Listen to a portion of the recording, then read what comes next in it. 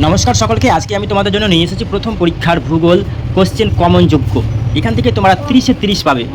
তো দেখো প্রথম কোশ্চেন কি আছে, সূর্য একটি গ্রহ, উপগ্রহ না নক্ষত্র? তো নক্ষত্র উত্তর হয়ে যাবে। তারপর খ নম্বর, সৌরজগতের সবচেয়ে বড় গ্রহ, আমরা সবচেয়ে বড় গ্রহ জানি বৃহস্পতি। তারপর গ নম্বর, সৌরজগতের উষ্ণতম গ্রহের নাম কি? তো আমরা জানি শুক্র। তারপর হ্যালির ধূমকেতু কত বছর বাদ বাদ দেখা যায়? 76 বছর বাদ বাদ। ঠিক আছে, এগুলো সব তোমরা দাগিয়ে নোট করে নাও। তারপর নিরক্ষরেখার মান কত? নিরক্ষরেখার মান হচ্ছে 0 ডিগ্রি। তারপর চলে আসো শূন্যস্থান পূরণ করো।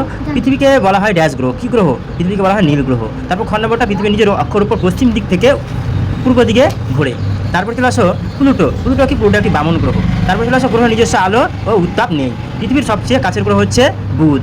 এইভাবে স্তম্ভ মেলাটাও দেখো 3 নম্বরে। ধূমকেতু হবে লেজওয়ালা জ্যোতিষ্ক, ছায়াপথ হবে নক্ষত্রমণ্ডল, তারা হবে তারাখসা, উল্কা হবে জ্বলন্ত গ্যাসীয় পিণ্ড, কক্ষপথ হবে জ্যোতিষ্কের নিজস্ব পথ এবং কালপুরুষ হবে লক্ষ লক্ষ তারার সমষ্টি। এরকমভাবেই তোমরা, আর লাল গ্রহ হচ্ছে মঙ্গল আর পৃথিবী হচ্ছে নীল গ্রহ। এরকমভাবে 1 নম্বরগুলো এবার দেখে নাও। তারপরে 1 মার্কের কোশ্চেন এবং 2 মার্কের কোশ্চেন আছে, যেগুলো কিন্তু মুখে বলা সম্ভব না এবং বলতে গেলে অনেক বড় ভিডিও হয়ে যাবে। তাই তোমাদের শুধু প্রশ্নগুলো বলে দিচ্ছি, তোমরা কী করবে, টুকে নেবে। এবং যদি কারো অ্যান্সার শিট লাগে তাহলে আমাকে বলবে, আমি তোমাদের পিডিএফ দিয়ে দেবো হোয়াটসঅ্যাপে। ঠিক আছে?